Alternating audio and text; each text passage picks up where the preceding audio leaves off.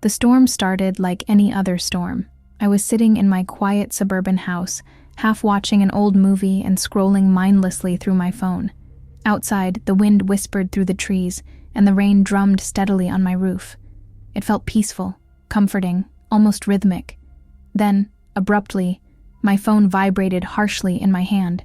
It startled me so much I nearly dropped it. The screen flashed red, a bright, aggressive glare that stung my eyes. An emergency alert.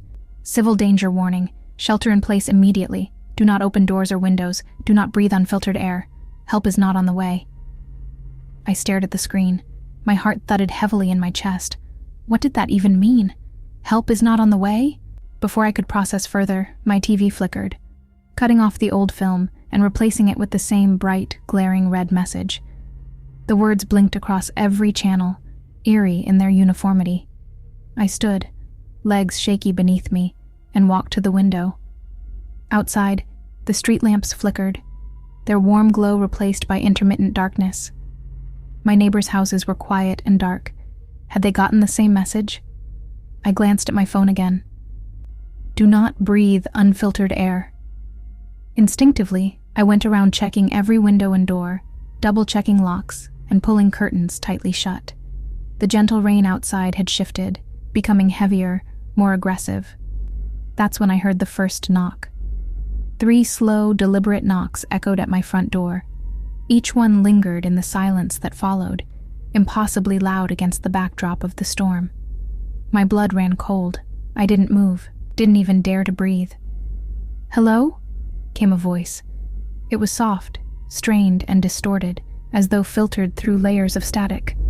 "Please, let me in."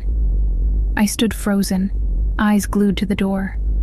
Another series of knocks followed, this time more frantic, desperate.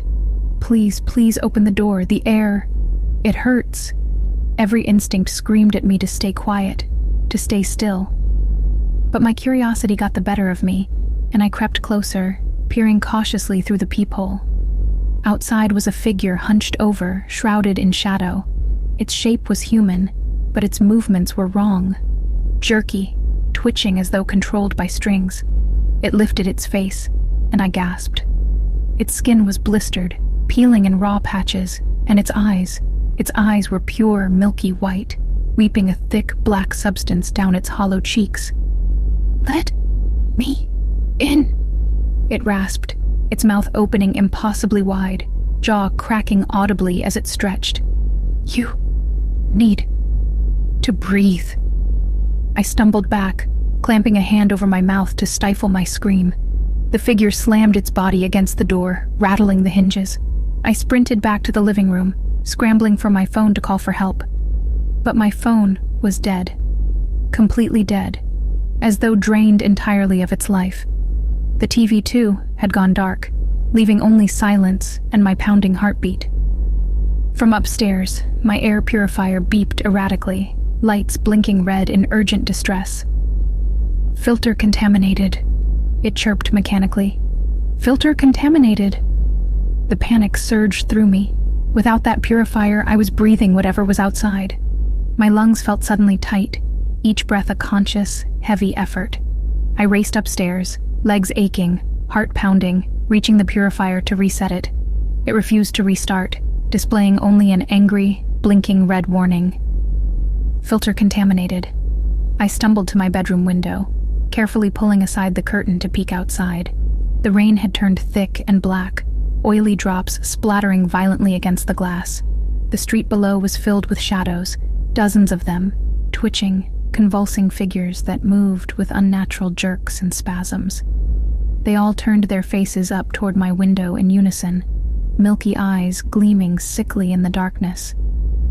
The knocking was everywhere now, rhythmic, relentless pounding on doors and windows. Voices echoed in unison, distorted pleas merging into a cacophony of desperation and hunger. "Let us in. The air. You must breathe." I backed away from the window, breath hitching painfully in my chest. The air felt heavy, suffocating. Every breath burned as if inhaling needles. Suddenly, downstairs, I heard the click of the lock. Impossible. The doors were locked.